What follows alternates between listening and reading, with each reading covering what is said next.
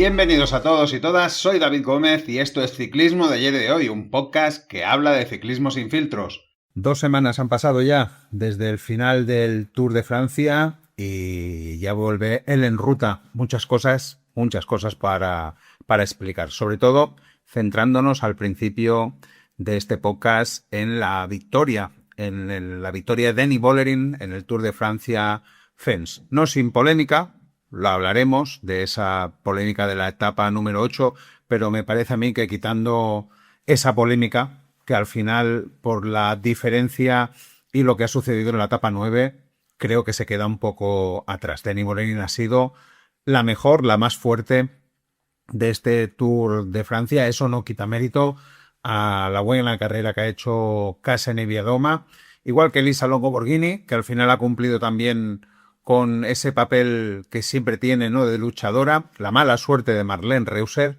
que al final ha tenido que quedarse sin podio cuando también lo había luchado, y la buena noticia de que Paula Blasi al final ha sido quinta en su primera participación en el Tour de Francia, que no me parece una cosa menor. De todo ello hablaremos, como digo, en la primera parte del podcast de forma extensa, y también en la grupeta, cuando hablemos de las noticias, os hablaré de Pogačar, de su confirmación, que correrá la Vuelta a España. Yo creo que eso rompe el sueño de muchos corredores, porque ya ven la imposibilidad de poder ganar la Vuelta a España. Y también de los planes de Pogačar para 2027-2028, que los ha puesto sobre la mesa, los ha explicado. Yo creo que a nadie le sorprenderá cuando os lo explique. Muchas carreras estas 2 semanas ha habido, las intentaré comentar todas de la forma más resumida posible para que no sea muy pesado, porque se entiende que queremos estar informados, pero de la forma más holgada posible. Y además, pues eso, todas las noticias que se han podido generar y sobre todo mercado. Hay mucho mercado. Ya sabéis que el 1 de agosto en el ciclismo se pueden comenzar a dar nombres de fichajes, y eso hace que se hayan dado bastantes noticias. Por tanto, tenemos, yo creo que un en ruta un poquito más largo de lo normal, pero me parece que va a ser entretenido y divertido. Por tanto, todo explicado, comenzamos.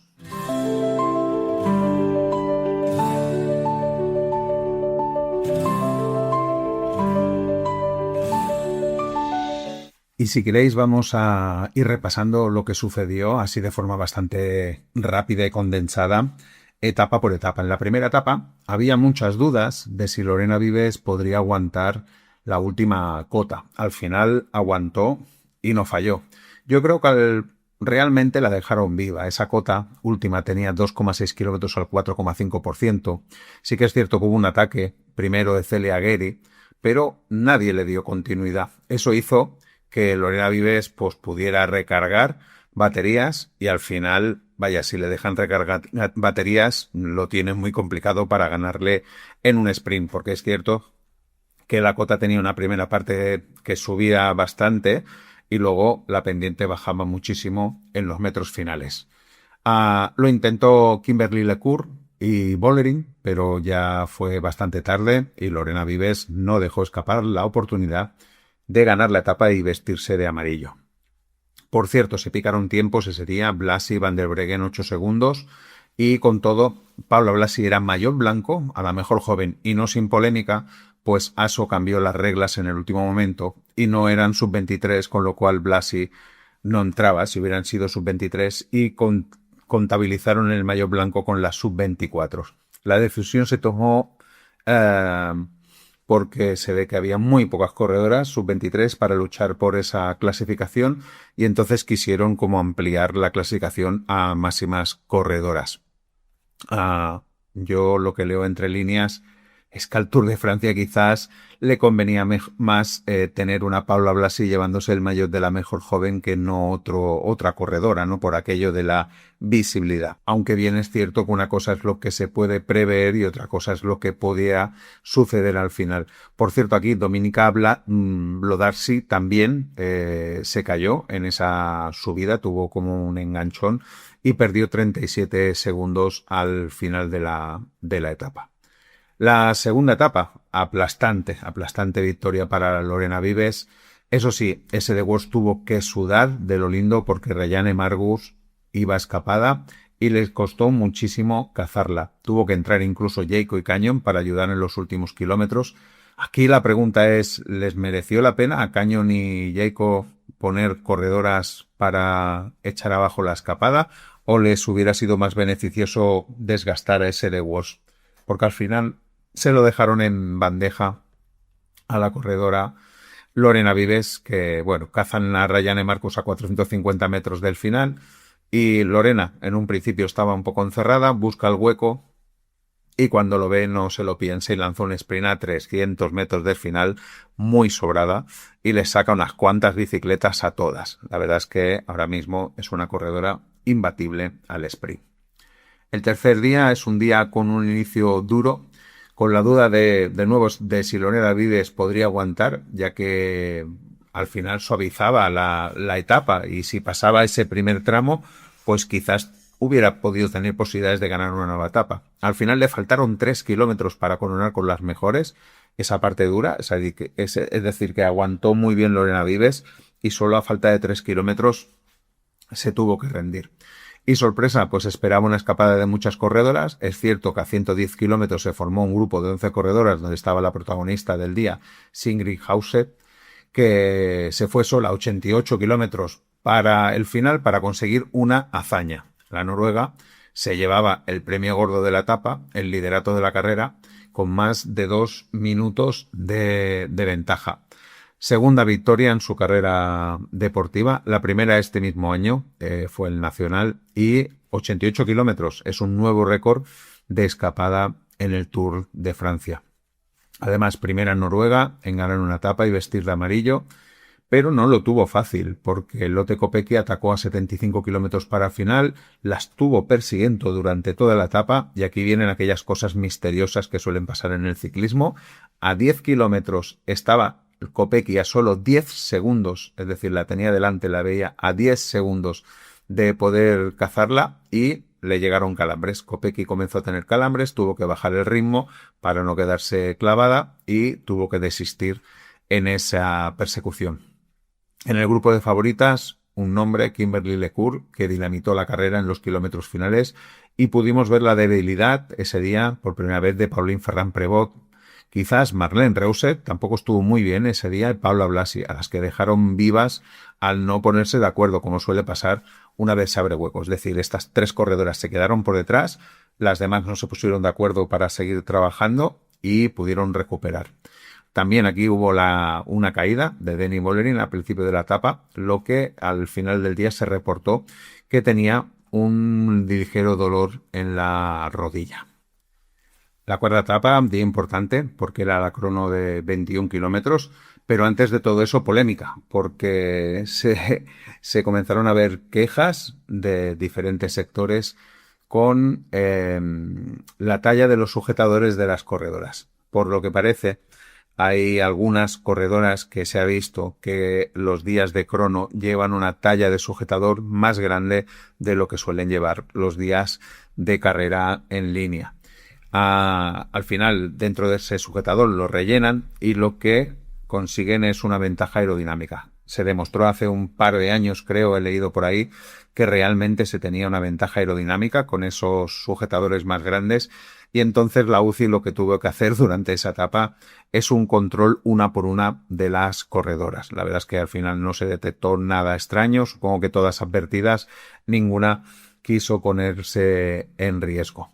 Como digo, una contrarreloj de 21 kilómetros con una pequeña cota en el centro de la prueba y se cumplió el pronóstico con la victoria de Marlene Reusset, pero creo que la gran ganadora del día fue Denny Bollerin, que solo perdió 18 segundos con ella y pudo meterle tiempo a las rivales. La verdad es que buenas prestaciones de Denny Bollerin, que quizás había dejado alguna duda en el Tour de Suiza en aquella crono, ¿no? Crono más que aceptable de Lisa Longo Borghini, que perdía 1.03, justo detrás de ella Paula Blasi, 1.04. Anna van der Breggen no tuvo su mejor día, 1.10.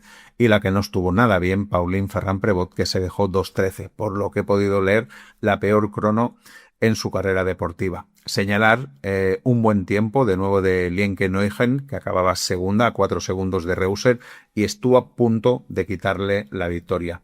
Claramente la subida le penalizó, pues allí fue 18 segundos peor que Reuser, pero en la segunda parte, en la parte de bajada y recta, le ganó 15 segundos a Reuser. Por tanto, fijaros las prestaciones de Lienke Neugen.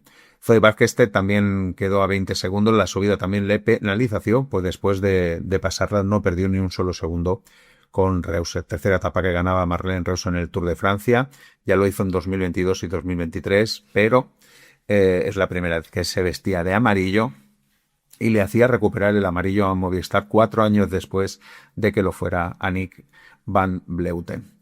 Quinta etapa de media montaña, donde podrían pasar cosas o quizás se dejaba ir una escapada y esperar a los días siguientes. Al final pasaron cosas y pasaron muchas más de las que podíamos esperar, pues muchas corredoras se dejaron la carrera en aquella etapa. Se tardó mucho en formar la escapada del día, aunque no faltaron los ataques constantes que no llegaran a ningún sitio. A unos 80 kilómetros para el final se formó un grupo de 20 corredoras y consiguen irse. Tampoco es que consiguiera mucha distancia, 1 minuto y medio.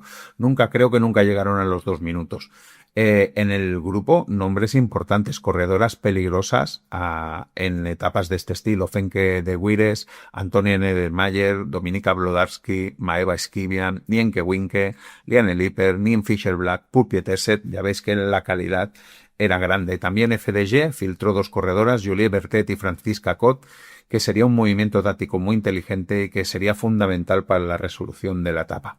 Como veis, escapada de calidad y que podía tener una oportunidad, pero pronto se vio que no iba a ser así, porque a 74 kilómetros para el final FDG ya comienza a controlar al pelotón, es decir, a controlar la distancia de las escapadas. Claramente quería ir por la etapa. A 57 kilómetros Movistar también le ayuda con una corredora, y es que había alguna que otra corredora que podría poner en riesgo el liderato de Reuser si la escapada se iba hacia adelante. A 34 kilómetros llega el momento importante, es el Col de Durbis, 3,7 kilómetros al 5,8%, y Evita Music se pone a darlo todo, luego es Celia Grady y ya está claro que Denis Bollerin tiene que atacar. Cuando quedan, me parece, unos 500 metros para coronar, es decir, a 31 kilómetros para el final, Denis Bollerin lanza el ataque, lo que deja fuera de combate a muchas corredoras, entre ellas a Pauline Ferrand-Prévot, que continúa no haciendo un buen Tour de Francia. Aquí también se ve que Bollerin, Reuser y Neviadoma son las corredoras más fuertes del día, porque Longo, Blasi, Holgren, Lecour, Van der Breggen, Cherbaul pues comienzan a pasarlo mal y a perder tiempo. En los siguientes kilómetros, Bollerin se irá encontrando con sus compañeras de equipo, que harán ellas su trabajo, manteniendo e incluso ampliando la ventaja con el resto. Por eso digo que fue fundamental filtrarlas por delante. Bollerin intentará en la última subida del día antes de llegar a meta irse en solitario, pero no lo conseguirá. Muy buen trabajo de Neviadoma siguiendo rueda y también sufriendo mucho Reuser, que por momentos se iba despegando de las ruedas de las otras dos. Se juegan en la etapa al sprint entre las 3. Neviadoma, como suele ser habitual, al sentirse la más lenta, intenta anticipar el sprint y casi le sale bien. Me hubiera encantado que hubiera podido conseguir esa victoria. En un primer momento, ni Bollerin ni Reuser salen a por ella. Parece, como digo, que podía ser el día de la polaca. Bollerin no quiere perder de nuevo con Reuser y por eso está como obligándola a que sea ella la que gaste, pero ve claro que la distancia de Neviadoma cada vez se va haciendo más clara, más grande, y o se lanza por ella o ya no tendrá ninguna posibilidad ni de ganar a Reuser ni de ganar a nadie. Por tanto, al final Bollerin se lanza a por la polaca y la consigue superar en los últimos metros de la etapa. Victoria para Bollerin, cuarta etapa que ganaba en el Tour de Francia, Denis Bollerin, despejando también así las dudas de la caída que había tenido sus posibles problemas de rodilla, y FDG llevaba sin ganar en el Tour de 2022. Por entonces recuerdo que incluso se hizo un documental con esa victoria de Cecile Utrulubing. ¿Cómo pasa el tiempo, Cecile Utrulubing en aquel momento estaba en la cresta, digamos, de la hora del ciclismo. En ese momento Reuser pues se mostraba solvente, ¿no? Aunque ha pasado durante la etapa algún momento de debilidad, pero parece que sabe sufrir, que está aguantando bien, y Neviadoma, como siempre, hay que hacerle un monumento a esta corredora. Lo que pasa es que no tiene suerte y no consigue finalizar con victorias.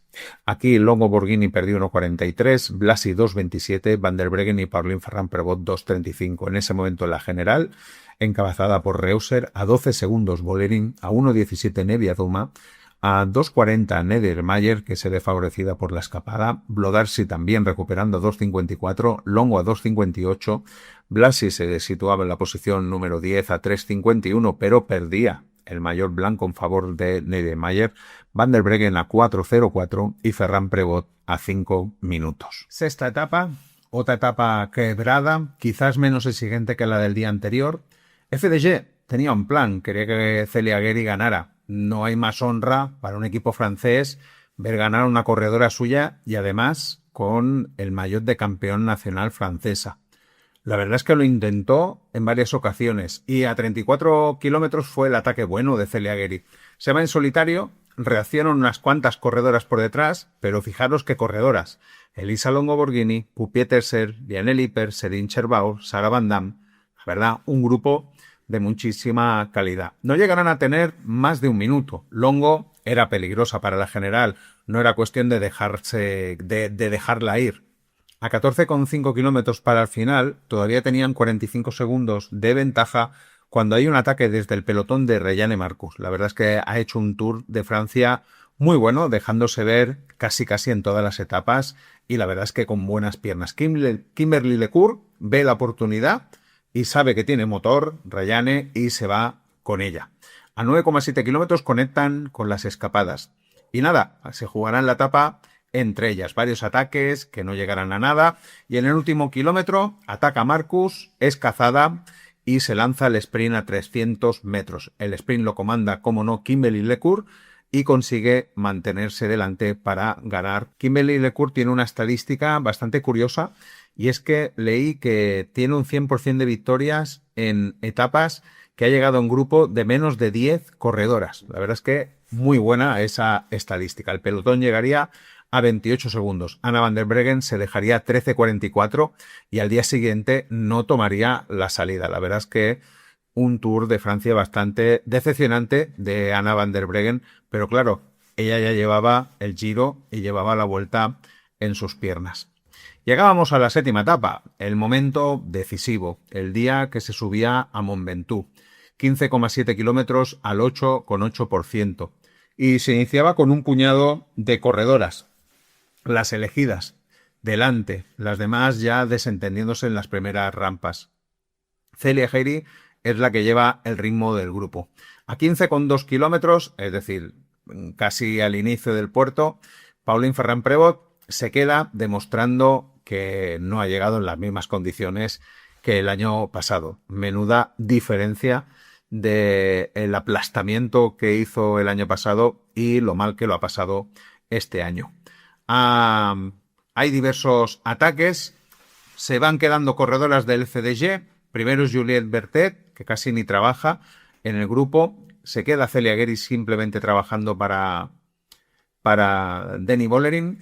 Y quedan unas 13 corredoras en el grupo a 13,5 kilómetros para la meta. Y curioso, EF se pone a tirar del grupo con Noémie Ruck. La verdad es que ha hecho unos kilómetros muy buenos Noémie Ruck y todo pensando en las pocas posibilidades que podría tener Céline Cherbaud. Pero es de agradecer que un equipo confíe plenamente en su corredora. La cuestión es que luego pues salgan mejor o peor las cosas. A 12,7 kilómetros se queda Celia Guéry. Denny Vollering, por tanto, se queda sin corredoras, muy lejos de meta, pero también es verdad que solo quedan 11 corredoras en el grupo. A 12,1 kilómetros se queda Marion Brunel, quedan 10 corredoras. A 11 kilómetros acaba su trabajo Noémie Ruck y Isabella Holgren empieza a pasarlo mal. A 10,9 kilómetros, primer ataque de Denny Vollering, aguanta bien Marlene Reuser y Kasia Neviadoma. Ya tenemos a 10,9 kilómetros las tres mejores de este Tour de Francia delante, o como mínimo las tres que el otro día también estuvieron delante y ahora mismo también. A 9,7 kilómetros, llega el ataque importante de Kasia Neviadoma. Kasia es muy lista, sabe que seguramente no van a salir a por ella y quiere buscar su oportunidad de lejos. Y así pasa. Denny Böllering no se da el corte, deja que sea Marlene Reusser la que tenga que perseguir. Para mí, en ese momento pensé, es un buen movimiento táctico, de tanto de las dos, tanto de la polaca, para tener esa posibilidad de ganar la etapa, como Denny Böllering para poder llevarse el Tour de Francia. Es decir, ¿la idea cuál es? La idea es dejar a Marlene Reusser que se gaste y luego atacarla. Pero a 8,9 kilómetros vemos que Denny Böllering cambia de planes y vuelve a atacar. Para mí, demasiado pronto, además le sale mal, porque no puede dejar de rueda a Marlene Reusser, y eso hace que Marlene Reusser se mosquee un poquito, ¿no? En ese sentido, porque Denny Böllering vuelve a hacer la misma jugada, se pone detrás de ella y le dice a Marlene Reusser que no, que esta vez no va a tirar, que si quiere ganar el Tour de Francia tendrá que tirar ella. La verdad es que aquí Marlene ha jugado la única baza que le quedaba, porque era o suicidarse tirando hacia adelante ella sola o intentar buscar la complicidad de Denny Böllering para intentar llegar a Kasia Niewiadoma. Y ahí se quedarán. Ahora sí, a partir de ese momento, estamos más o menos a 8,6 kilómetros para el final. Sí que es verdad que se irán relevando. Otra cosa es la intensidad de los relevos, porque vemos que el ritmo de Kasia Niewiadoma cada vez va ampliando y ampliando y ampliando la ventaja. Por detrás también vemos un movimiento curioso, y es que Elisa Longo Borghini se pone a trabajar para Paula Blasi. La idea, ¿cuál es? Intentar eliminar a Antonia Niedermayer, que está pegada con cola a la rueda de Paula Blasi. Elisa hace un Mont Ventoux espectacular también. Estuvo tirando hasta los últimos metros de Paula Blasi con ese objetivo. A 8 kilómetros, vamos ya con la cuenta atrás. Kasia tiene 21 segundos. Parece que todavía es poco y que si se ponen de acuerdo las dos y imprimen un poco de ritmo la pueden coger. Pero a 7 kilómetros, ojo, que la ventaja ya sube a 49 segundos. Las cosas no van bien por detrás. A 6 kilómetros son 56. A 5,4 comienza la parte más dura. Se pasa el chalet y se llega ya a la parte dura y además donde hay viento. Y tiene 1,11. Aquí Kasia Niewiadoma comienza a soñar con el maillot amarillo. A 4 kilómetros, 1,16. Le falta un segundo para ser líder virtual. A 3 kilómetros, 1,35. A 2 kilómetros, 1,47. La verdad es que es una pasada esa diferencia que va consiguiendo Kasia Niewiadoma. Y además se ve que el ritmo no es bueno porque el grupo de Elisa Longo Borghini se está acercando muchísimo al de Marlene Reusser y Denny Böllering. A 1 kilómetro, 1,14. Hay 1,44, perdón.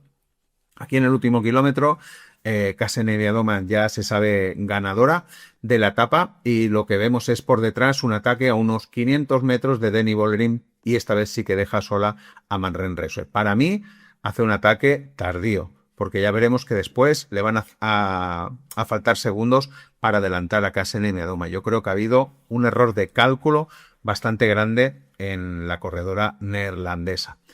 Kasia Niewiadoma llega a meta. Espectacular victoria con ese ataque a 9,7 kilómetros para el final.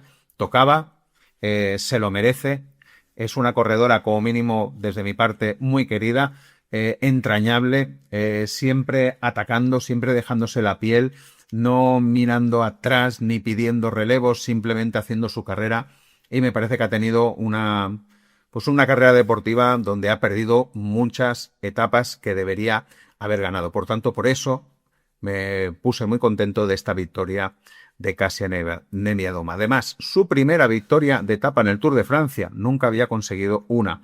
Acordaros que ganó el Tour de Francia de 2024, lo recordaréis, con aquella super defensa contra Denny Böllering en Alpe d'Huez, pero sin ganar la etapa. ¿Cómo quedó la etapa? Pues Kasia Niewiadoma primera, Denny Böllering a 1,16, Elisa Longo Borghini, que atacó desde atrás y superó a Marlene Reusser a 1,42, Marlene Reusser a 1,46, Paula Blasi a 1,48 y fijaros, Antonia Niedermayer cogida detrás a 1,48. Cédric Chairouaul 2,01, Dominika Wlodarski 3,26, ya se dejó bastante tiempo, Kimberly Lecourt 3,58, Isabella Holmgren a 4,11. Si buscamos a Pauline Ferrand-Prévot, acabó en la posición número 18 a 10 minutos y 44 segundos. Merece la pena unas declaraciones, ¿no?, de la ganadora de etapa. Y dice Nemyadoma: es difícil de describir, todavía estoy sin palabras. Estoy muy agradecida. Esta victoria es para todos los que me han apoyado en este largo camino, sin un triunfo importante. Siento que debo agradecer a todos. Estoy agotada y atónita por lo sucedido. Nemyadoma, de 31 años, dice que vivió un momento muy especial al principio de la subida. Dice: es muy gracioso. Cuando empezamos el Mont Ventoux, miré a la derecha y vi a mis padres de visita sorpresa.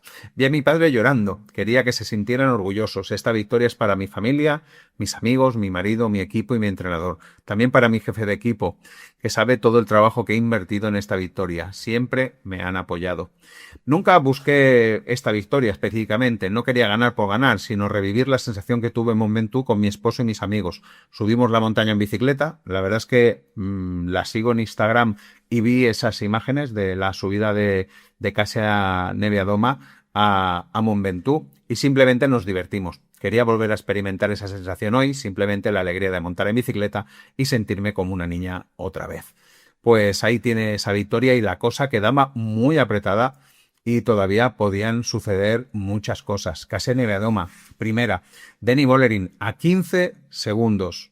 ¿Serían suficientes? Eso lo tendríamos que descubrir en las siguientes dos etapas. Marlene Reusser a 39 segundos. Cuarta, Elisa Longo Borghini a 2.59. Quinta, Antonia Nedemeyer, 3.21. Sexta, Cédric Cherbaul a 4.01. Séptima, Paula Blasi a 4.32. Octava, Dominika Wlodarski a 5.13. Novena, Isabella Holgren a 6.09. Y décima, Kimberly Lecour a 6.17. Así quedaba la general en esta séptima etapa. Llegábamos a la octava etapa. Sobre el papel no era un día para darle la vuelta a la clasificación general, pero así fue, así sucedió. FDJ tenía un plan bien estudiado. A 6,6 kilómetros para final había una rampa de 450 metros al 13,3%. Y ahí es donde FDJ tenía planeado que Denny Bollerin lanzara su ataque. La secuencia es la siguiente. Se está bajando la cota de Ginestra y en ese momento Celia Guerí va encabezando el grupo con Denny Bollerin detrás y Kasia Nemyadoma a rueda de Denny Bollerin. ¿Cuál era la idea de FDJ? La idea de FDJ es que justo al final de esa bajada, Denny Bollerin sobrepasara a Celia Guerí, Celia Guerí se pusiera con una bicicleta en medio de Kasia Nemyadoma y nada más iniciar la rampa, Denny Bollerin la atacara y Kasia Nemyadoma tuviera más dificultad para intentar cogerle la rueda a Denny Bollerin. Y así es como sucede. Entonces, ha habido un montón de planos de esa secuencia, cosa que no se vio en directo, por cierto, que esos planos han salido más tarde, porque en la secuencia en el directo casi se comen hasta la curva, simplemente se ve ya a Denny Bollerin por delante. ¿Y qué queréis que os diga? Yo lo que veo ahí es a Celia Guerí haciendo su trazada. Sí que es cierto que quizás en el córner de la curva quizás se abre un poquito de más y eso hace que Kasia Nemyadoma aún tenga menos espacio para pasar, pero es todo bastante cogido con pinzas. Lo que está claro es que si Kasia Nemyadoma quería pasar por el exterior a Celia Guerí, ahí tenía terreno perdido, porque es el camino más largo. Sí que es cierto que tiene que frenar, bajar el ritmo, porque si no se comía el bordillo, la valla de la curva, se lo comía. Y entonces ahí pierde esa inercia y pierde esa ventaja con Denny Bollerin. A mí no me parece que sea punible y es una estrategia de carrera que, bueno, si nos ponemos a mirarlo, pues quizás esté feo que sea así, pero tampoco hay que echar mucha más leña al fuego, visto lo que sucedería a posteriori.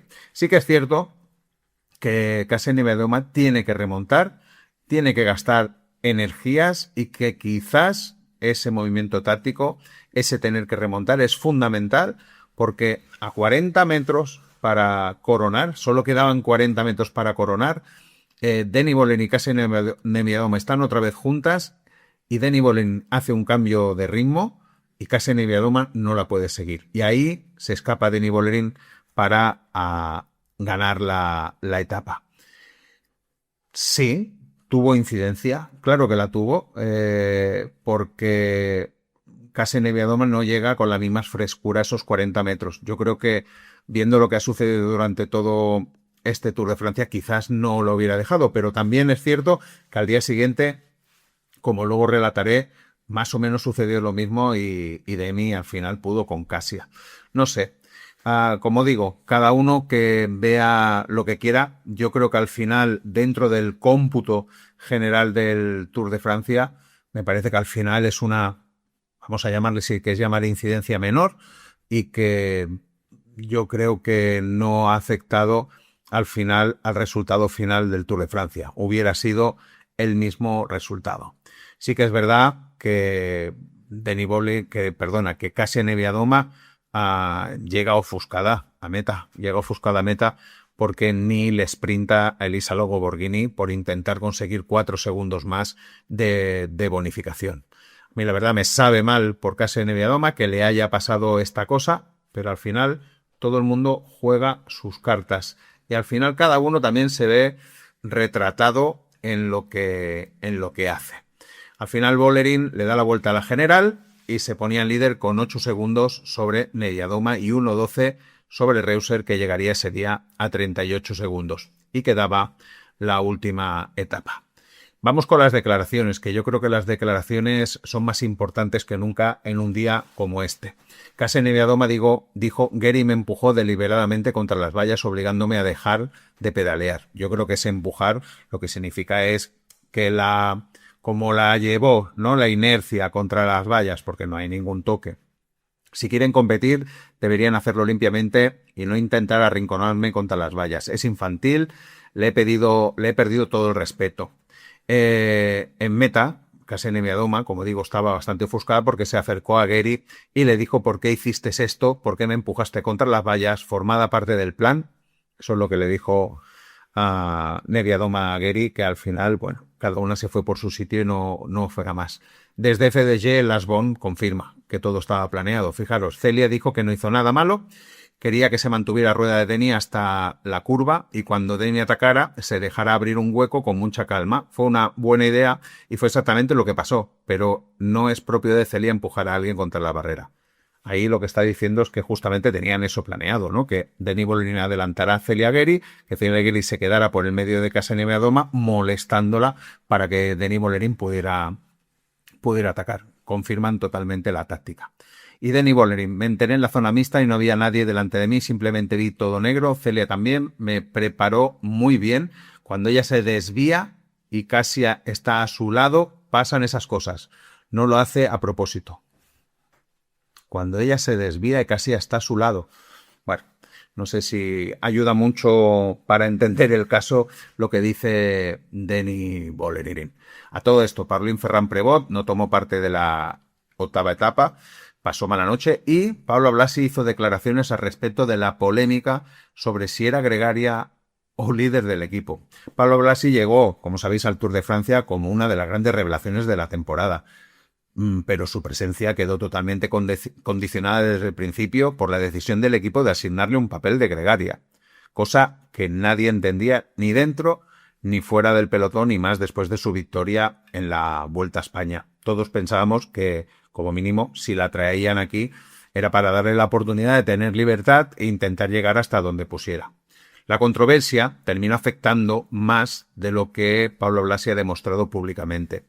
Blasi reconoció que durante los primeros días tuvo dificultades para asumir la atención mediática en torno a su función dentro del equipo y que llegó a perder buena parte de la confianza en sí misma. La presión se convirtió en una carga añadida en una carrera en la que, además de competir, debía convivir con las preguntas constantes sobre si estaba siendo relegada a un papel secundario.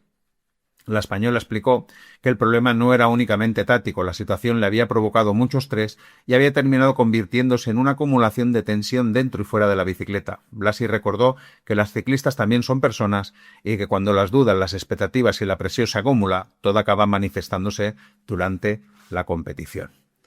También dijo que la etapa de Mont Ventoux se quitó un peso de encima porque se pudo ver compitiendo al máximo nivel con las mejores, Eso es lo que dijo y que seguramente supuso un punto de inflexión, viendo que podía competir incluso con ese ruido exterior que había constantemente encima de ella. Y yo quiero aquí añadir las palabras de Elisa Lomo Borghini, que dijo que nunca había considerado a Paula Blasi una gregaria. En todo caso, había 3 líderes en el equipo. La verdad es que le honra a Elisa Lomo Borghini y también lo demostró en Mont Ventoux, como ya he explicado antes, ¿no? Tirando de ella para intentar ganar el maillot blanco. Yo creo que aquí UAE ha hecho una pésima gestión de la situación y que tendría que aprender para próximas ocasiones. Es que Paula Blasi va pidiendo paso, le pese a quien le pese, y seguramente habrá alguna que otra que le pueda pesar, ¿no? Porque es lo que suele suceder. Tú estás en carrera ascendente, te se cruza una corredora quizás mejor que tú, te corta esa carrera ascendente y te quedas como frenada. Pues quizás, o una de dos, o se soluciona esa competencia de roles, o a lo mejor tienes que buscar otro equipo. Y comenzaba la 9ª etapa con un cruce de declaraciones respecto a lo sucedido en la etapa anterior y alguna que otra andanada. Sobre todo, bueno, Kasia Niewiadoma dijo que no se retrataba de nada de lo que había dicho, y Deni Berlin le recordó a Kasia Niewiadoma que ella no es nadie para hablar de juego limpio cuando en 2024 se puso líder, cuando ella se fue al suelo en aquella rotonda. Os recordaréis, no sé si es la etapa número 5, donde se cae Deni Bollerin y Kasia Niewiadoma se pone líder. Ahí se la deja ir Deni Bollerin. La verdad es que, vaya, ha acabado la cosa bastante fea. Espero que puedan reconciliar posturas, pero si Deni Bollerin todavía tenía esa bala ahí guardada, me parece a mí que muy amigas no lo son. Por cierto, esta etapa tenía 4 subidas al Col de Set. Las primeras 3, 7,8 kilómetros al 5,8%, y la última, por la vertiente más dura, 6 kilómetros al 7,6%. A 64 kilómetros para el final se ve que Zoe Bäckstedt haciendo un trabajazo increíble, y es la que al final hace la selección del grupo, deja a las mejores, incluso se carga Madeleine Reuser. Madeleine Reuser lo pasa verdaderamente mal en esa segunda subida al Col d'Es, y parece que Madeleine Reuser en ese momento pues peligraba mucho su podium. A 59 kilómetros, aún peor, porque Madeleine Reuser se va al suelo y definitivamente dice adiós al podio. A 47 kilómetros se inicia por tercera vez la subida, y están las mejores, ya sin Reuser, y el grupo está formado por Bollerin, Niewiadoma, Longo, Kerbaol, Blodarsi, Blasi, Holgren, Nedermayer, De Buires, Nian Fischer-Black y Juliette Berthet. A 46 kilómetros hay un ataque de Isabella Holgren, y Juliette Berthet está haciendo su trabajo para Bollerin. Por cierto, Berthet ha sido declarada la mejor gregaria. Yo creo que por eso se ha puesto a trabajar en esta última etapa, porque en las otras, alguna vez que otra, no ha trabajado mucho. La verdad, no sé si de verdad es la mejor gregaria o no. Pero bueno, así lo han decidido. A 41,4, aceleración de Paula Blasi, que está pues ahí luchando por el maillot blanco con Antonia Neyermayer Rueda. Y en ese momento también Elisa Longo Borghini dice algo por el pinganillo, y justo Paula Blasi para de acelerar. Me parece a mí que seguramente le dijo stop, stop, stop, lo estoy pasando fatal o algo así, porque se estaba quedando Elisa. Y claro, es que estaba en juego también el podio, y está claro que el podio va por delante del maillot blanco. A 39,6 Isabella corona en primera posición con 1,06 por delante. A 21 kilómetros se inicia la última subida de este Tour. Antonia Neyermayer se pone delante del grupo con la clara intención de endurecer el ritmo para un ataque de Niewiadoma. Este cambio da continuidad al trabajo que había hecho Canyon, ¿no? Durante casi toda la etapa. Por lo tanto, valientes, sabiéndose, bueno, pues que a lo mejor no tenían posibilidades de ganar, pero como mínimo había que intentarlo. Eso hace que Juliette Berthet, a las primeras de cambio, ya se queden. A 19,2 es cazada Isabella, y justo en ese momento el primer intento de Kasia Niewiadoma. Deni Bollerin sale fácil, sin levantarse de la bicicleta, y se van las dos solas. Todavía quedan 3,8 kilómetros para la cima. A 18,8 Deni Bollerin adelanta a Niewiadoma, como diciéndole no te temo, y pone un ritmo machacón. A 18,6 parecía como una partida de póker. Niewiadoma pasa de nuevo a Bollerin, y todavía quedan 3,2 kilómetros para la cima. 18,5 llega el ataque de Vollering, pero no puede dejar de rueda a Neviadoma.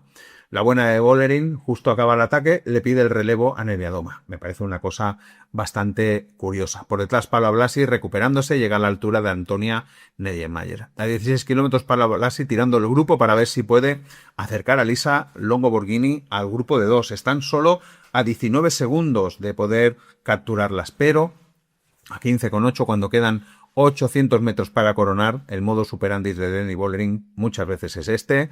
Ataque de Denny Vollering, cambia de ritmo y deja a Neviadoma demostrando de nuevo que es la más fuerte de este Tour de Francia. A 15,4 corona con 18 segundos de ventaja, pero esa ventaja solo se irá ampliando y ampliando y ampliando hasta el final de la etapa, cuando consiga su tercera victoria y su segundo Tour de Francia femenino. Por tanto, siendo la primera que repite en esta versión moderna del Tour de Francia femenino. La etapa, ¿cómo ha acabado? Pues con Denny Vollering primera, Paola Blasi que gana el sprint del grupo a 1.04, acabando muy bien este Tour de Francia. Tercera, Kasia Neviadoma a 1.04, Mian Fischer-Black cuarta a 1.04, Antonia Nedemayer quinta a 1.06 y luego ya el resto de corredoras. La general final, Vollering primera, Kasia Neviadoma a 1.18, Lisa Longo Borghini al final tercera a 4.29 y contento con ese cuarto puesto también de Antonia Nedemayer, demostrando que poco a poco va creciendo como corredora, y más contento con el quinto puesto de Paola Blasi, al final también muy merecido a 6.13. La verdad, primer Tour de Francia, como decía, y quinta posición es para estar súper contento. Sexta final ha quedado Cedrin Cherbaol, séptima Dominika Vlodarczy, rompiendo aquello que decíamos, ¿no? De que estaba por delante de Paola Blasi, se ha demostrado como mínimo en la carrera que no. Octava Isabella Folgrin, al final a 9.12. Novena Kim Lecour a 14.04. Décima, al final Niamh Fischer-Black a 15.14. ¿Dónde ha acabado Marlene Reusser? Por la buena de Marlene Reusser, al final ha acabado en la posición número 14 a 25.57. Como decimos, una lástima. Si repasamos otras clasificaciones, la de puntos se la ha llevado Lorena Vives con 181 por los 152 de Denny Vollering. La de la montaña, nuestra amiga Pupietese se la ha llevado con 55 puntos por los 30 de Denny Vollering. Mejor joven, Antonia Nedemayer con 1.03 sobre Paola Blasi. Y ahora, si queréis, podemos repasar las últimas declaraciones que han hecho, por ejemplo, Denny Vollering y Kasia Neviadoma. Denny Vollering dice: no se trata solo del sueño de ganar aquí con el maillot amarillo y conseguir un segundo Tour, se trata del sueño de poder vivir esta vida y trabajar duro con gente que siente tanta pasión. Dice también que quería dejar claro que no ganamos por un incidente de ayer, no creo en eso, como equipo merecíamos ganar un Tour de Francia magnífico, con humildad y orgullo. Por tanto, la espinita la tenía clavada. Y dice también, recordando, Vollering no tuvo dudas, dice esta semana, después de Momentum, dice: así es el deporte, a veces se gana, a veces se pierde, a veces se toman decisiones correctas y a veces se cometen errores. Aquí redundando, ¿no?, lo que os dije yo cuando resumí la etapa de Momentum, que creo que Denny Vollering al final se equivocó, ¿no?, a la hora de dejar a Kasia Neviadoma tan alegremente. ¿Qué dice Kasia Neviadoma? El Tour ha terminado, pero ya quiero enviarle un mensaje a mi entrenador sobre lo que tenemos que cambiar y en qué aspecto debo trabajar, dice. Y después, tenía palabras para Zoe Bäckstedt. Dice: madre mía, no sé si Zoe lo sabe, pero oficialmente es escaladora. Sin duda me lo puso muy difícil, fue increíble. Es maravilloso ver que el equipo cree en ti y te apoya. Es fantástico formar parte de un equipo así. Como mínimo, estas primeras declaraciones no dicen nada respecto de la polémica. Supongo que no tenía sentido alargar más la polémica en vista de la victoria contundente hoy de Denny Vollering sobre Kasia Neviadoma. Y así cerramos el Tour de Francia femenino.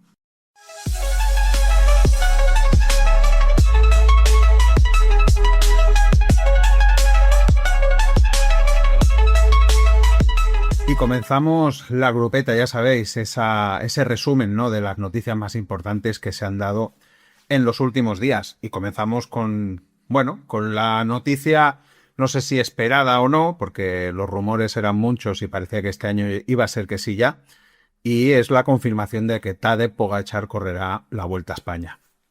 La confirmación la tuvimos el lunes 3 de agosto, la dio, como no, el equipo UAE, y así se cerraba pues ese ciclo, ¿no?, de rumores, ¿no?, donde incluso había participado Alberto de Mónaco, ¿no?, diciendo que Tadej Pogačar le había dicho que sí que iba a salir. Javier Guillén también lo había insinuado.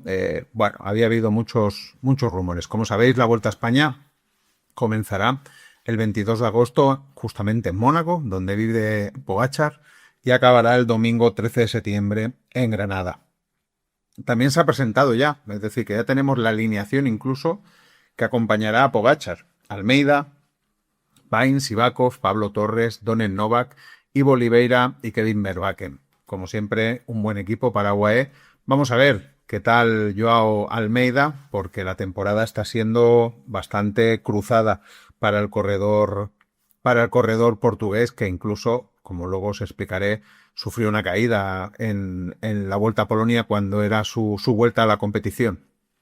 Pogačar tiene con esta participación en la Vuelta la oportunidad de cerrar el trío de grandes vueltas. Ya sabéis que tiene 5 tours, que se llevó el Giro de Italia de 2024 y solo le falta la Vuelta a España para completarlo. Sería de esa forma, creo, no me equivoco, el 9º corredor que lo lograría en la historia, y ya sabéis que el último fue Jonas Vingegaard, que justamente esta primavera lo cerraba con el Giro de Italia.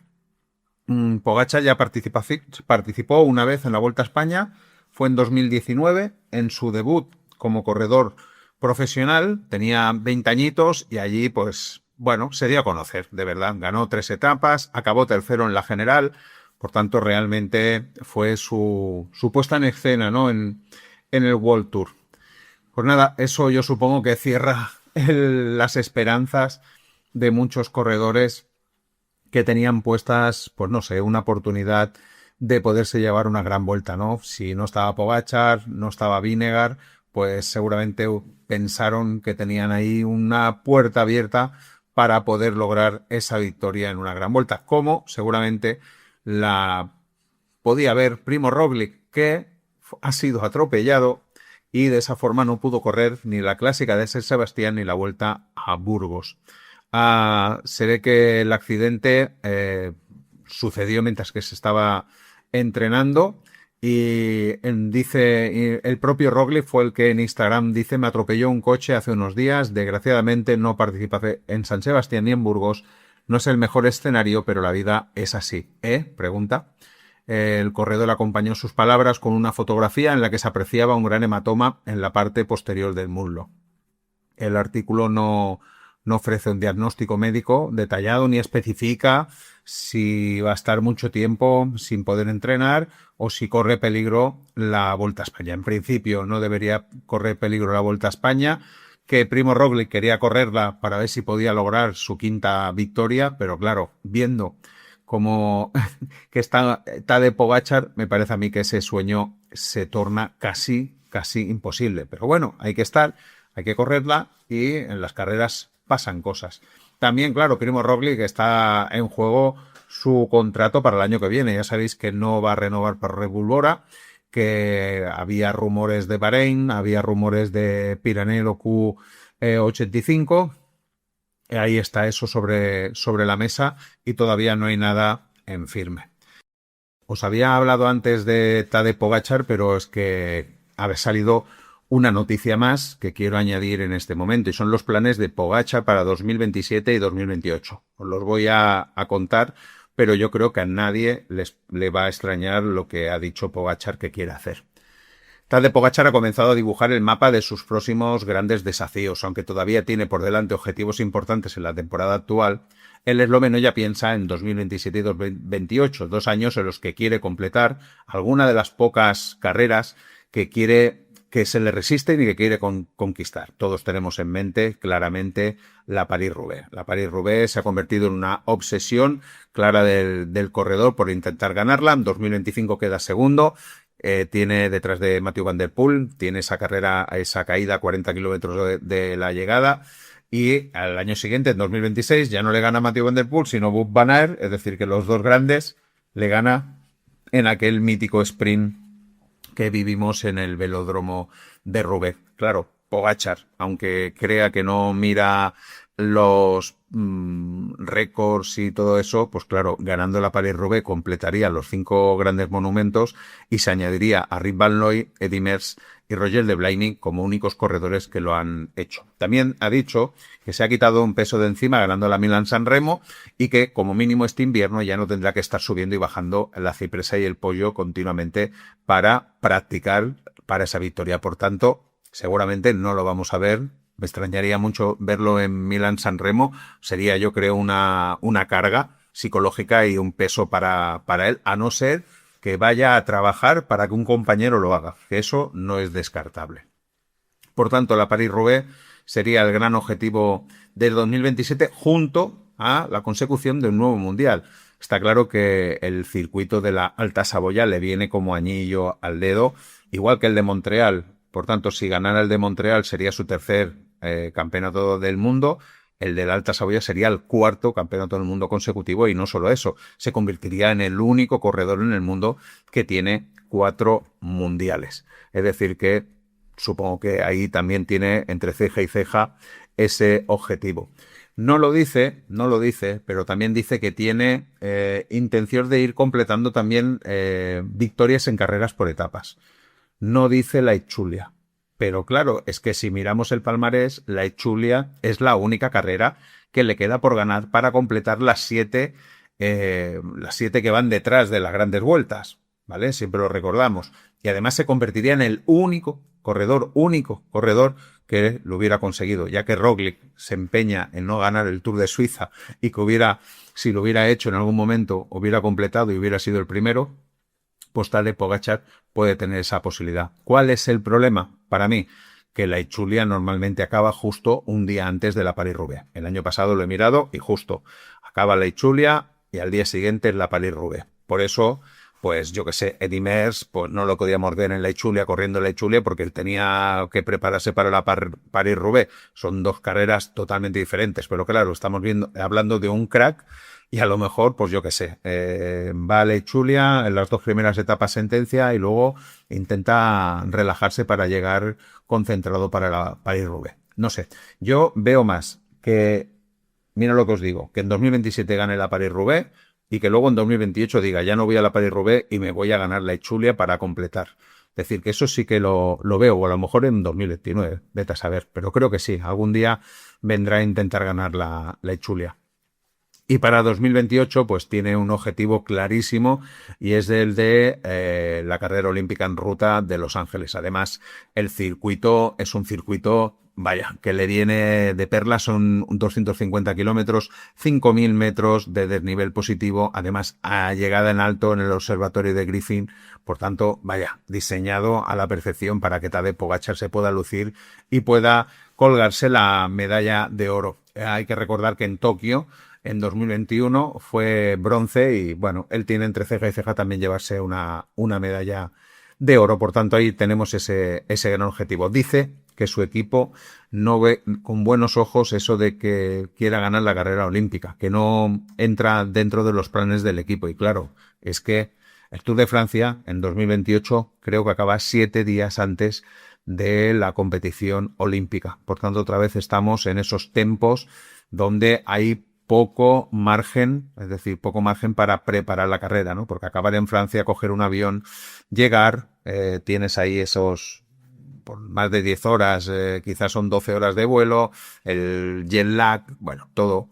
Pero bueno, como siempre digo, otra vez estamos delante de un crack y seguro que lo intentará hacer.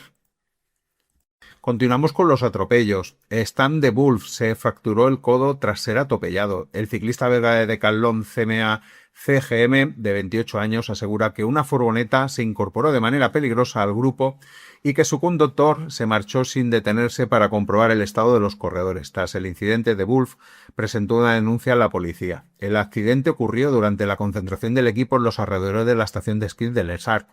De Wolf entrenaba junto a sus compañeros cuando una furgoneta decidió adelantarles en un tramo recto.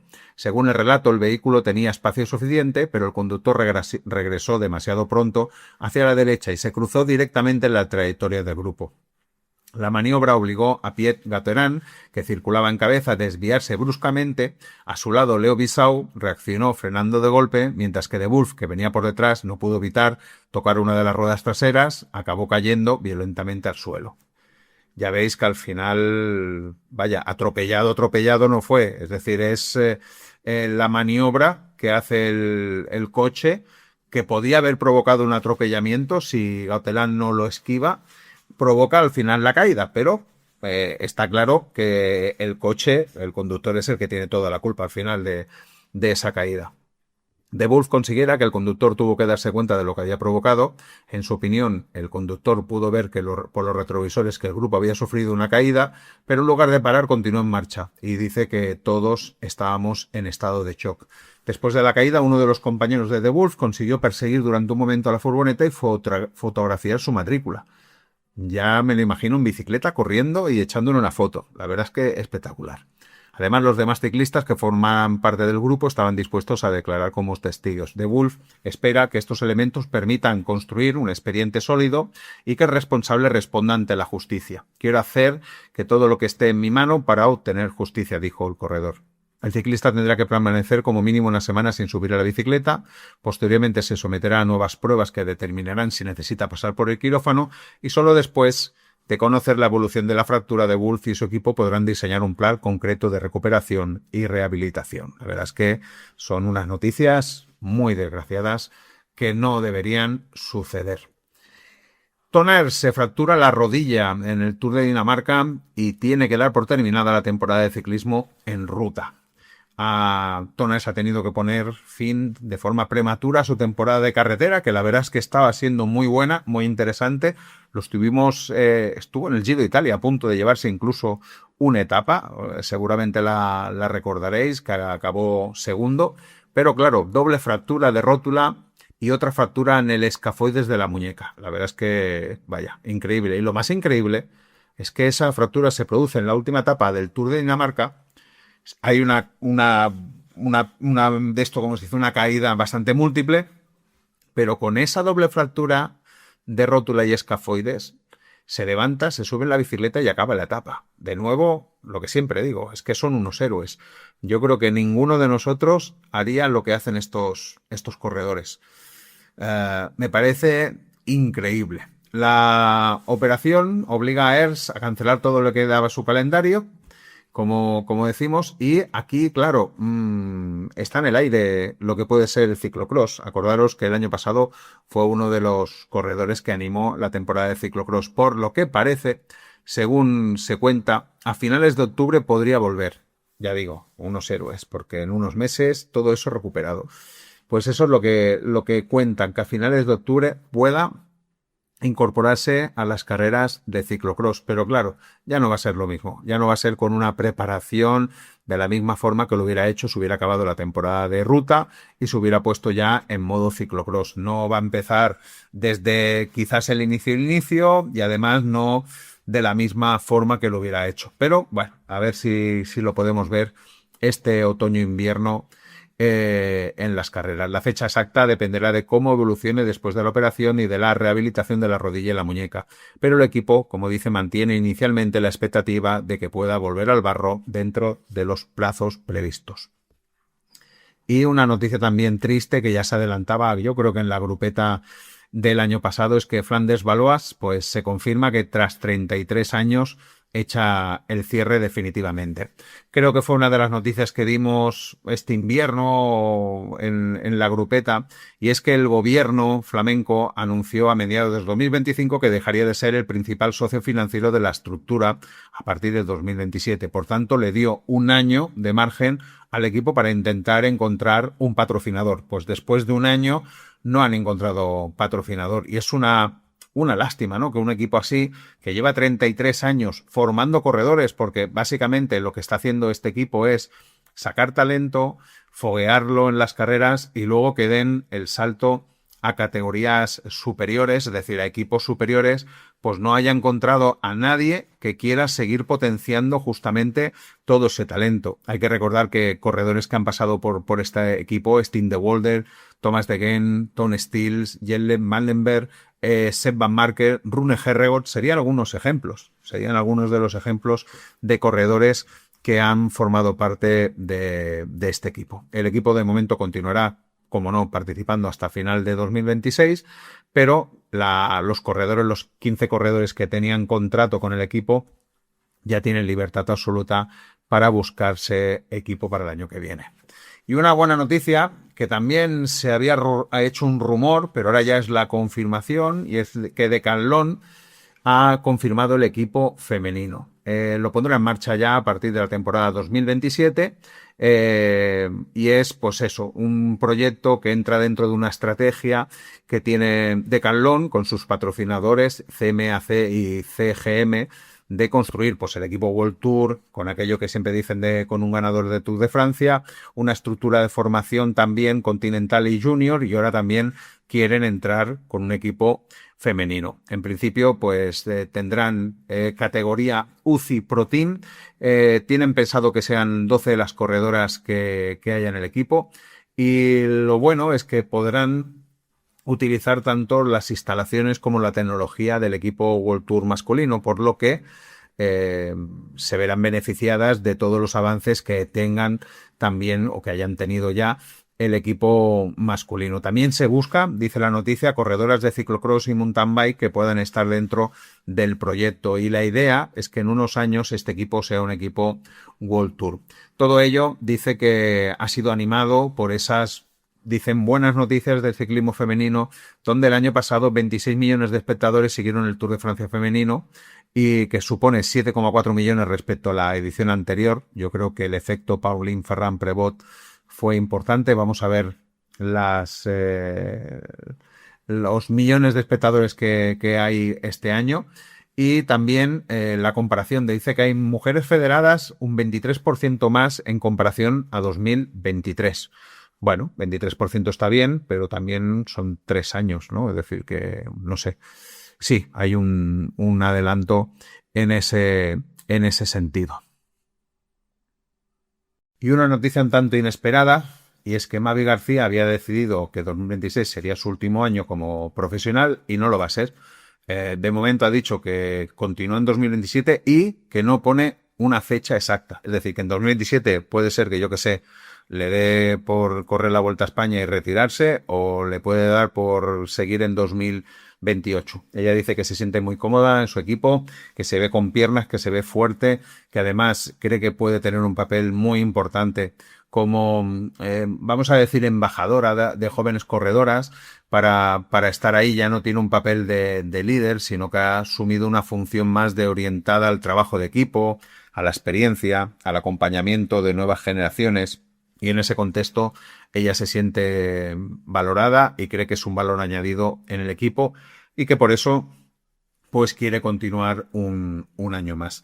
Lo que hay aquí en el aire es si va a acompañar a Pablo Blasi o no, porque claro, Mavi García se va a quedar en UAE y Pablo Blasi no sabemos si va a continuar un año más en UAE. En principio todo indica que Pablo Blasi estaría en Movistar el año que viene, pero bueno, hay otras corredoras jóvenes donde Mavi García puede incidir con su buen hacer. Bueno, yo creo que es una noticia de la que nos tenemos que alegrar, porque Mavi García al final el año pasado también se le ocurrió muchísimo. Acordaros de la etapa del Tour que gana y de la medalla de bronce en el Mundial, demostrando que era una corredora que todavía tenía mucho ciclismo en las piernas, y sigue dándolo. Yo creo que esta temporada, aunque no la hemos visto tener un rendimiento excepcional, yo creo que como esa corredora de equipo, esa corredora con experiencia de orientación, yo creo que sí, que ese trabajo lo ha hecho, y lo ha hecho muy bien.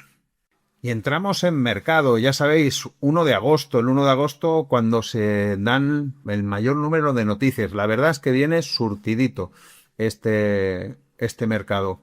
Empezamos poco a poco, va.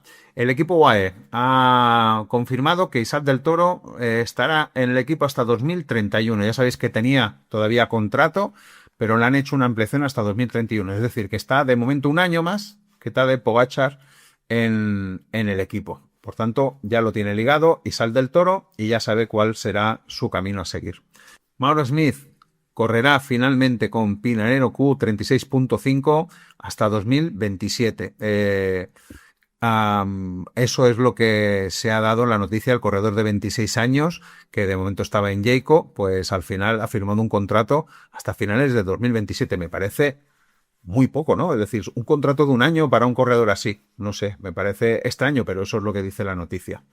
Una noticia que seguro que hará ilusión a más de uno, y es que se ha confirmado el rumor de que Mikel Landa al final del año que viene estará en un Euskaltel. Será por 2 temporadas. Vamos a ver si le puede dar algún momento de gloria más al equipo. Me encantaría que fuera así, aunque fueran en equipos en carreras 2.pro o 2.1. Ver a Mikel Landa volver a ganar seguro que será un lujo.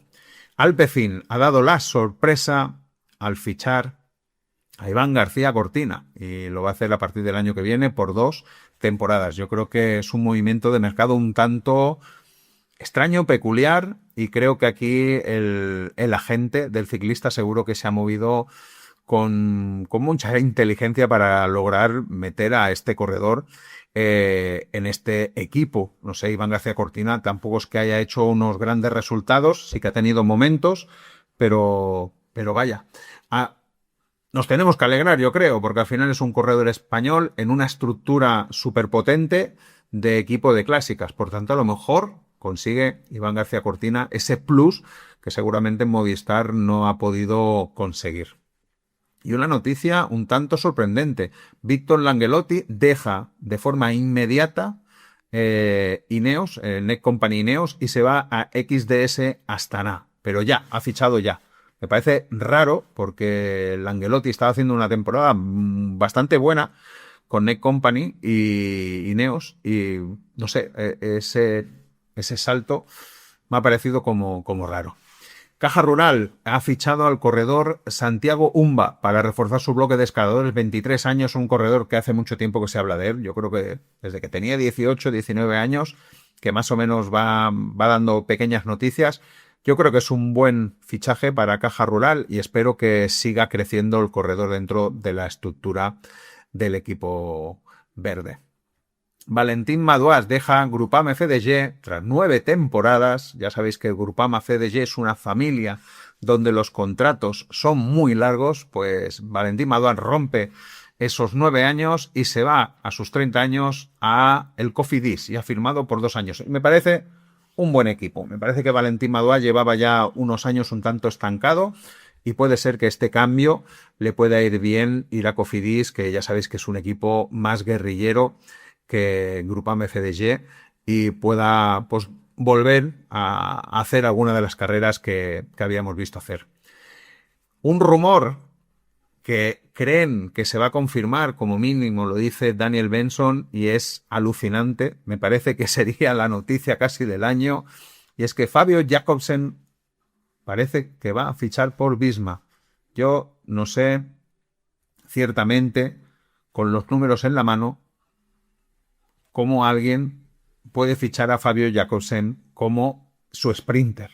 Es decir, me sabe mal decirlo así, pero Fabio Jakobsen, que lleva 2 años, 3 años sin tener ningún resultado.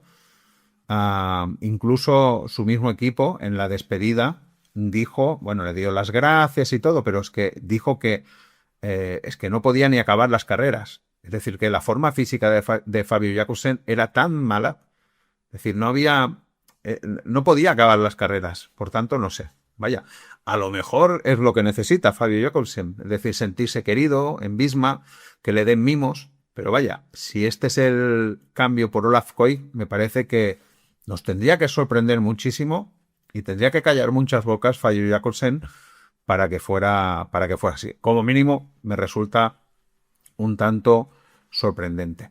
Algunas noticias más. Vamos a mezclar algunos fichajes femeninos de categoría. Por ejemplo, Shirin Van Anrooy deja Lidl Trek tras 6 temporadas. La ciclista de 24 años se marcha a Canyon SRAM para el año que viene. Me parece un buen fichaje.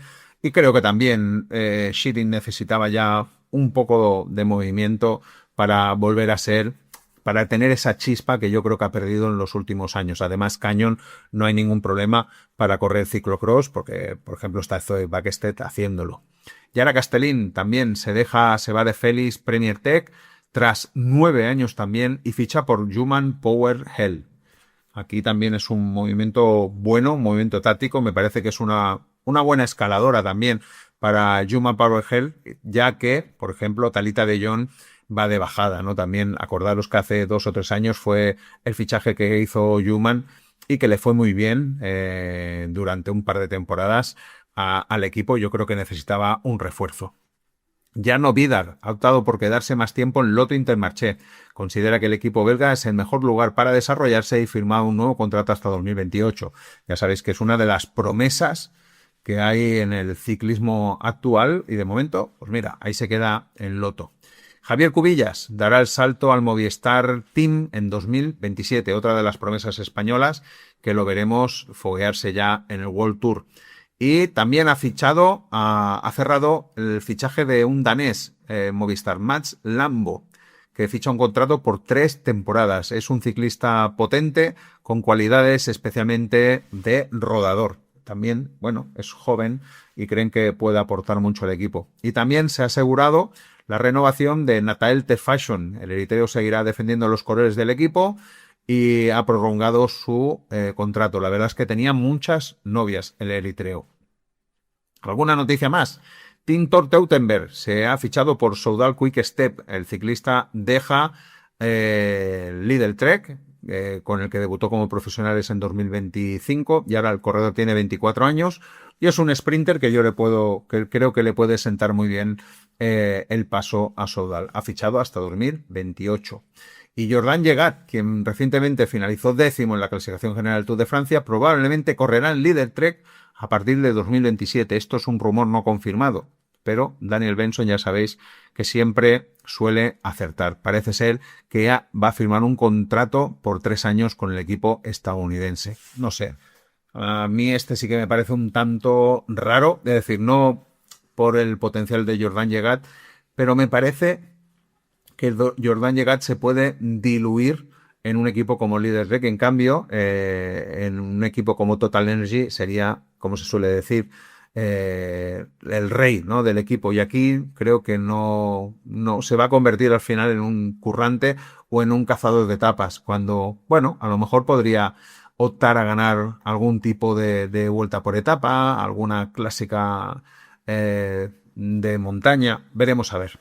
Fenke Marcus cambia SD Works por Visma. La verdad es que está haciendo, además ya lo hemos contado, un buen Tour de Francia femenino, Fenke Marcus, y me parece un buen fichaje el de Visma. Y finalmente, Kim Katsu abandona el ciclismo profesional a los 24 años. Este año no había disputado ya ninguna carrera.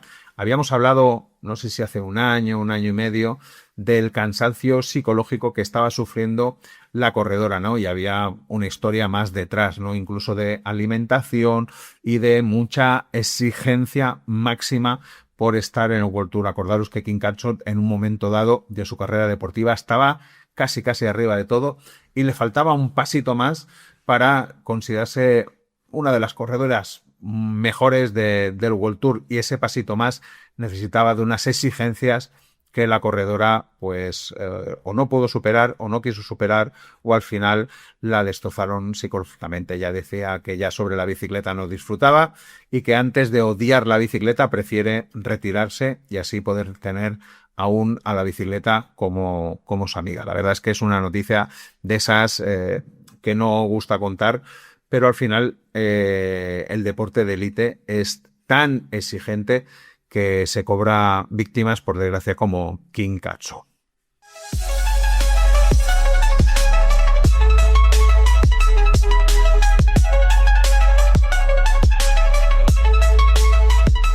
Y vamos con las otras carreras. Mucho por explicar. Lo intentaré hacer condensadito para que llegue la información sin que nos perdamos nada importante. Y vamos por orden cronológico de finalización de las carreras.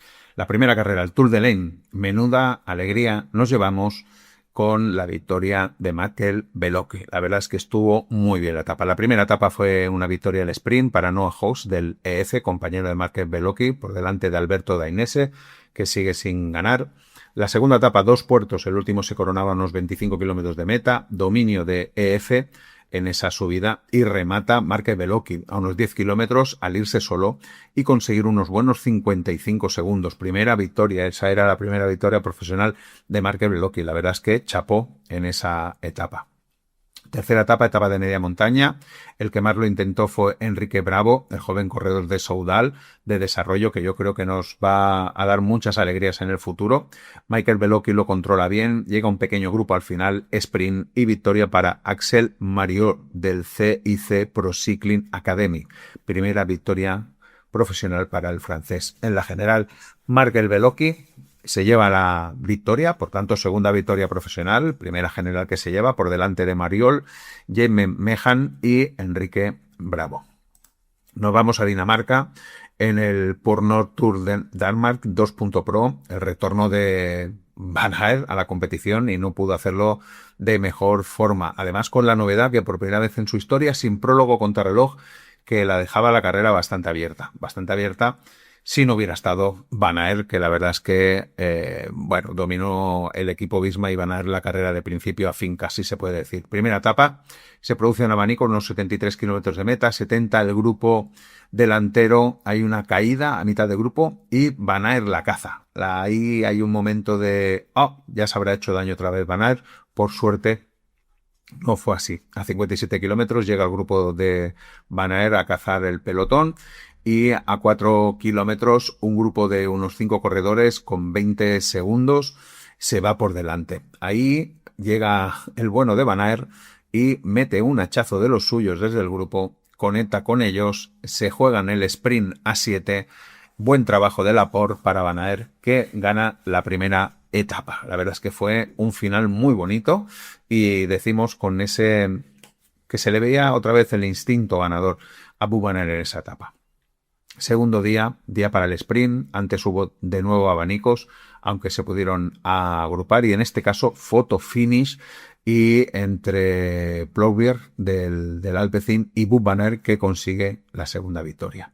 Tercera etapa, considerada etapa reina por las cotas que tenían. Se disputó bajo la lluvia y el control durante todo el día de Visma. 21 kilómetros, Laporte hizo la selección del grupo y Van Aert le dio continuidad con un ataque al que solo le puede seguir Kubiš. En principio parecía bueno, pero no avanzarán, pero ya deja al grupo totalmente seleccionado. Van Aert gastará mucho y por momentos pensé que luego le faltaría energía para el sprint y el final tenía un kilómetro picando que se hizo eterno, aunque Van Aert pudo de nuevo conseguir su tercera victoria. En la cuarta etapa se rompe la racha de Van Aert, llega la escapada, victoria para Storm Ingebrigtsen del 1X, segunda victoria profesional. Quinta etapa y última era para sprinter, fue muy desordenado. En un principio parecía que Van Aert no iba a participar para guardarse de las caídas. La verdad es que pensé también en ese momento que era una cosa bastante inteligente, pero en el último kilómetro apareció, estuvo muy cerrado, tanto que tuvo que desistir de hacer el sprint. La victoria fue para Rasmus Pedersen bajo los colores de la selección danesa. Segunda victoria profesional, la primera en la final en ruta en 2024. La general al final para Van Aert. Su última general fue el Tour de British de 2023, que se unía a la de 2021. Y su cuarta carrera, vuelta por etapas. La primera fue el Tour de Dinamarca de 2018. Curioso también el dato. Nos vamos ahora a la Donostia de San Sebastián Classicoa, carrera World Tour. Carrera ya que le van a cambiar el nombre, a lo mejor le pondrán Renko Evenepoel, porque la verdad es que el tío se lo curra muchísimo cada vez que viene a San Sebastián. Eso sí, esta cuarta victoria le ha costado mucho a Renko Evenepoel, porque a 52 kilómetros tiene un problema mecánico. Justo en el momento que casi se está lanzando la carrera, se pega una paliza para reenganchar al grupo delantero y no lo logra hasta faltando 33 kilómetros. Al final se llega, como siempre, a Murgil, donde se dictará sentencia, y casi al final, en la parte más exigente, Evenepoel, que pone ritmo y solo le puede seguir Carapaz. Qué buen momento de forma también tiene Carapaz, a ver si lo puede mantener para la Vuelta a España, porque ha dicho que también va a participar. Está claro que eran los dos favoritos antes de empezar la carrera, pero una cosa es ser los dos favoritos y otra cosa es demostrarlo como lo demostraron. La verdad es que fue el dominio al final en esos kilómetros finales absoluto de los dos corredores. Se jugaron la carrera del sprint y estaba claro que Carapaz no tenía nada que hacer contra Evenepoel a 300 metros. Por eso Evenepoel no quiere esperar al final, no quiere sorpresas y se lleva la victoria.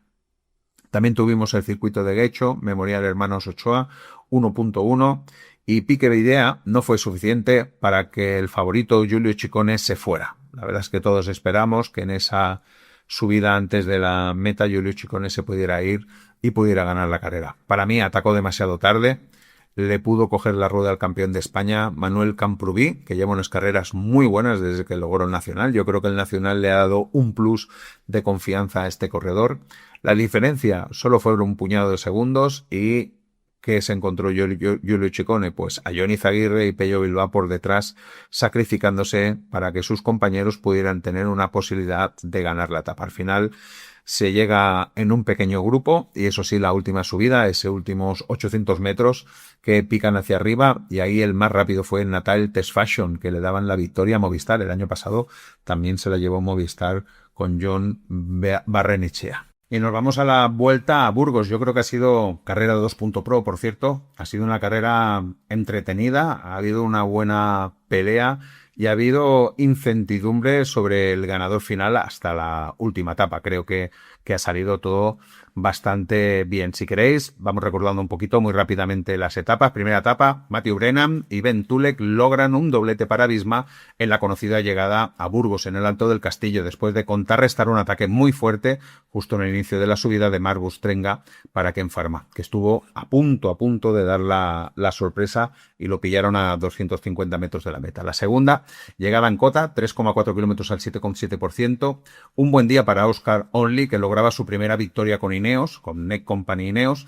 No ganaba desde hacía 1 año y 2 meses y Giulio Ciccone no podía superarlo en un agónico, lo tenéis que ver, un agónico sprint. También fue un buen día para Enric Mas, que acababa tercero.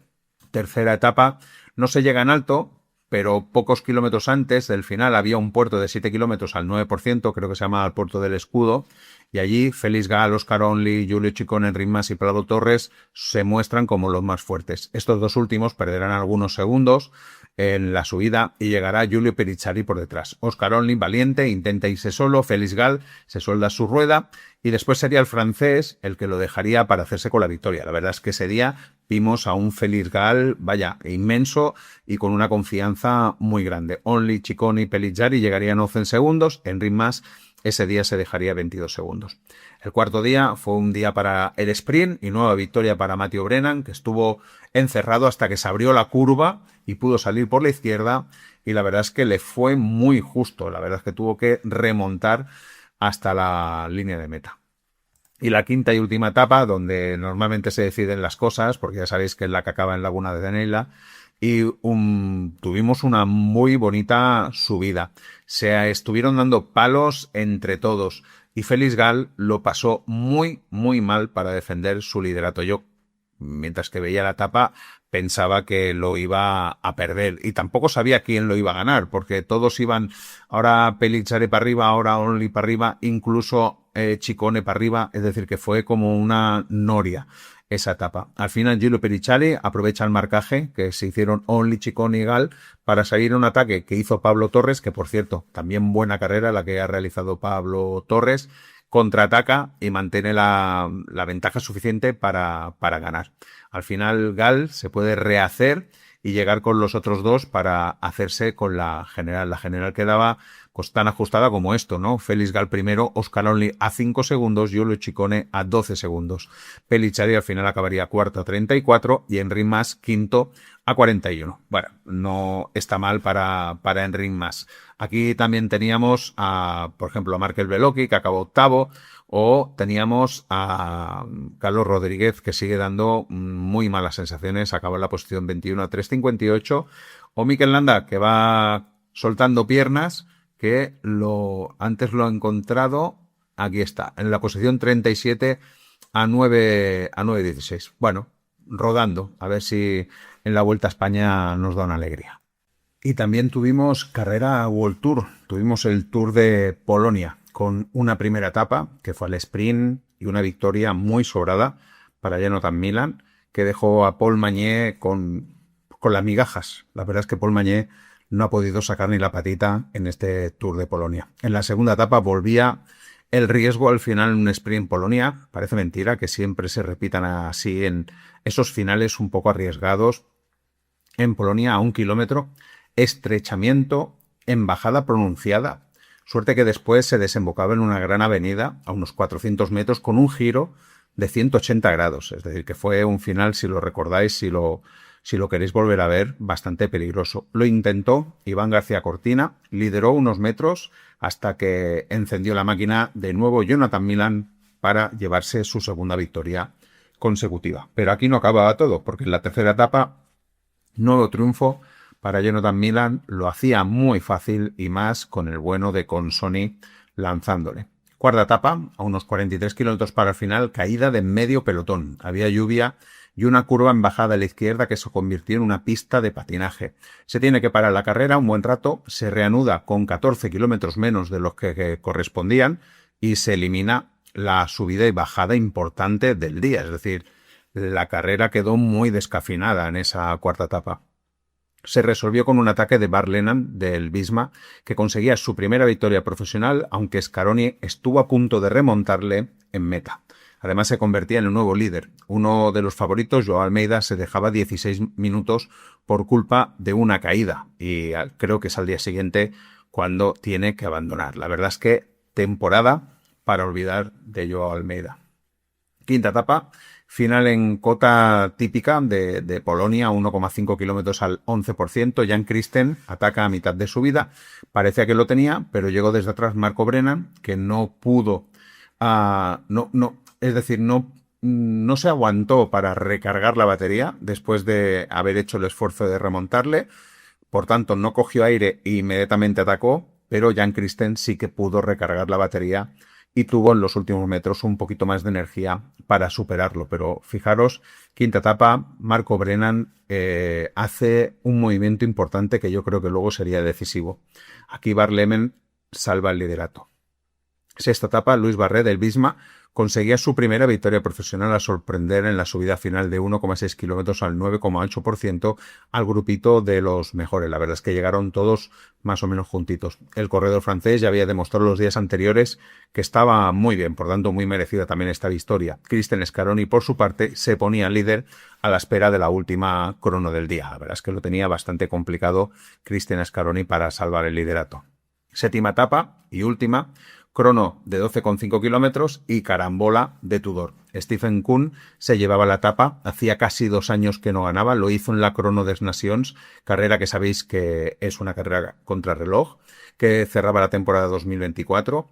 Y como decía, carambola, pues Marco Brennan, que había hecho un buen Tour de Polonia, como estaba comentando, acababa séptimo a 11 segundos de su compañero de equipo y eso era suficiente para llevarse su tercera victoria como profesional y su primera vuelta por etapas. Así quedó la general Marco Brennan primero, Finn Fischer-Black a 10 segundos, Iván Romeo se quedó a 16 segundos, pero son buenas noticias que en el retorno Iván Romeo acabe tercero en esta vuelta por etapas. Luis Barré al final acabó cuarto a 19 segundos y el que estuvo líder, Bart Lehmann, acabó quinto a 20 segundos. Jan Christen sexto a 22, por tanto UAE no se llevó triunfo de la general. Christian Scaroni séptimo, al final le faltaron 25 segundos para ganar. Y finalizamos ya con la última carrera que se ha disputado, bueno, se está disputando y tendremos que hablar en el próximo en ruta, porque ya sabéis que la Volta a Portugal en bicicleta es una carrera 2.1 con varias etapas, me parece que son 10 las etapas que tiene. Comenzó con un prólogo y no falló el especialista del momento, Julius Johansen, que se llevó para UAE la victoria y el liderato.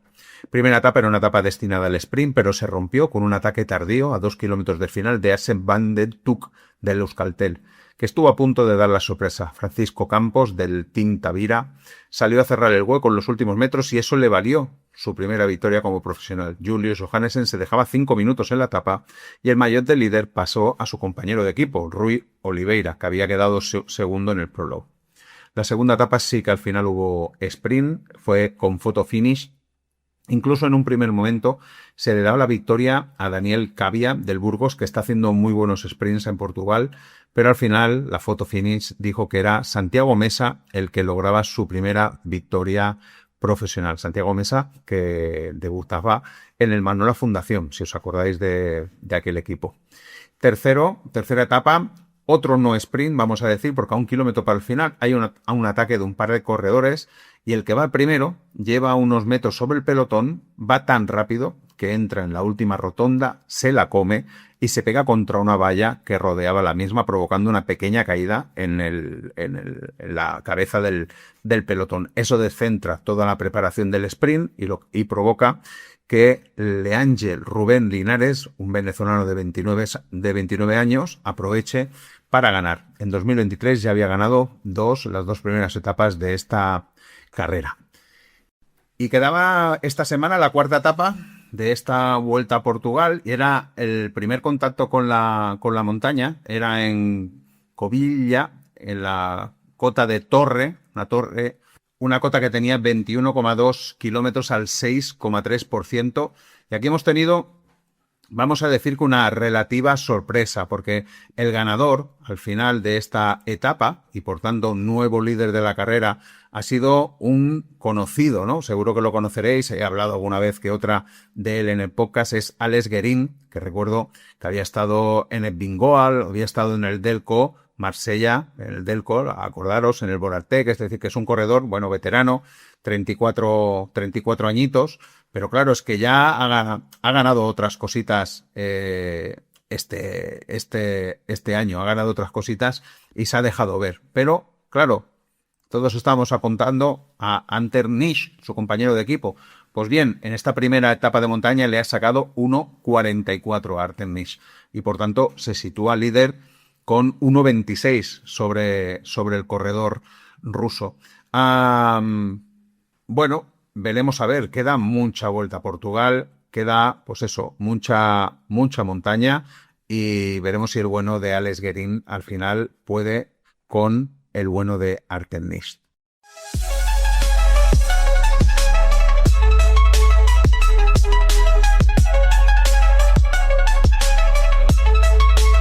Y como siempre, acabamos con el menú de la semana. Tenemos que comentar 4 carreras, 2 son vueltas por etapas y la otra son carreras de un día. Empezamos del 13 al 16 se celebra el Arctic Race of Norway 2.pro. 4 etapas. La primera, por lo que veo, es destinada al sprint. La segunda etapa yo diría que también es destinada al sprint. La tercera etapa es una etapa que finaliza en una cota de 3,4 kilómetros al 10,8%, por tanto un patadón para arriba bastante interesante. Y la cuarta etapa acaba también en una cota de 2,8 kilómetros al 8%. También, de nuevo, otro patadón hacia arriba. El año pasado, si no me equivoco, el ganador fue Corbin Strong, que pudo aprovechar esos patadones para llevarse la general. Acabó segundo Tom Pidcock y Cristian Scaroni acabó tercero. Vamos a ver quién puede llevarse este año esta carrera. De momento no os puedo comentar mucho porque no están puestas la Start List. Otra carrera, también igual, del 13 al 18, el CES Tour, es decir, el Tour de Chequia, donde la primera etapa es una etapa que se resolverá, creo, al sprint. La segunda etapa acaba en un puerto de 15 kilómetros al 4,1%, aunque tiene pues un par de tramos de 1,4 kilómetros al 7%, 2 kilómetros al 7,6%, por tanto habrá tramos para atacar, por tanto esta segunda etapa será importante. La tercera etapa será una etapa que también acaba en puerto, 13,2 kilómetros al 5,4%, por tanto ya veis, es decir, es un 13 kilómetros muy sostenido. La verdad es que los 3 primeros kilómetros son muy suaves al 3% y solo tiene el del kilómetro 11 al 12, que es verdaderamente duro, al 8,3%. Por tanto, yo creo que será ahí donde se pueda resolver esta etapa. Y la cuarta etapa, de nuevo, también en subida, 7,9 kilómetros al 6,4%. 0,6%. Y ahí sí que tenemos ya desde el kilómetro 2 hasta el final de la carrera todo al 7, 7, 8, 7, 7 y al final 6. Por tanto, también va a ser un día interesante para la carrera. El año pasado se llevó la carrera Junior Lecer por la Soudal, que él le pudo ganar la partida a Cianus de Broex, que en ese momento todavía estaba en Visma, y a Alexandro Fanselu del Team Yukoi, que de vez en cuando en estas carreras sacaba, como se suele decir, la patita. Luego, ¿qué tenemos? El día 16, domingo, la ACAT Cycling, lo que antes se denominaba, me parece que era la clásica de Hamburgo. Es una carrera World Tour. Es una carrera con, bueno, sobre el papel, el circuito parece como así como escarpado, pero luego el resultado es que se llega al sprint. El año pasado, por ejemplo, ganó Roy Townsend. La verdad es que no fue al sprint porque Roy Townsend llegaba justo escapado, estuvo 187 kilómetros escapados y justo llegó a meta y lo atrapa Arnaud Delis, que es el que queda segundo, y Paul Magnier, que acabó tercero. Para que os hagáis una idea, el año anterior ganó Olaf Koik por delante de Jonathan Milan. Por tanto, carrera destinada al sprint. Y también ese domingo tenemos Le Poli Normande 1.1, que es una carrera típica francesa en circuito con cotas. Además, el final es en una de esas cotas. Las cotas son muy suaves, pero bueno, van haciendo daño. Una cota tiene 500 metros al 6,5, la otra 1,1 kilómetros al 4,1%. Y fijaros, el año pasado ganó Nicolas Prudhomme, por tanto un corredor que se le da muy bien la escapada, aunque ya veis que el segundo fue Sandy Dudargin, que es un sprinter, ¿no? Fue el tercero Axel Mariol, que lo hemos conocido o lo hemos recuperado en las últimas carreras, por ejemplo en el Tour de Lane, ¿no? Que se llevó una de las etapas. Por tanto, ya veis, o el año anterior se lo llevó por la Peira, pero también desde la escapada. Por tanto, típica típica carrera de un día francesa. Y con esto llegamos al final de este En Ruta, que ha concentrado todas las noticias y carreras de las últimas 2 semanas. Y nada, la semana que viene espero que sea una semana normal, donde comentaré justamente estas carreras y todas las noticias que vayan surgiendo. Y ya con la mirada puesta en la Vuelta a España y en esa previa que tendremos, si puedo intentar hacerlo como las últimas veces, primero una previa del recorrido y luego una previa de los favoritos, pero bueno, eso se irá cocinando poquito a poco. Como siempre digo, y más hoy en un episodio que ha quedado un poquito más largo de lo normal, gracias por haber llegado hasta aquí. Si os ha gustado, no os olvidéis de dejarme un like. Muchas gracias y, como siempre digo, sed felices, disfrutad del ciclismo. Chao, chao.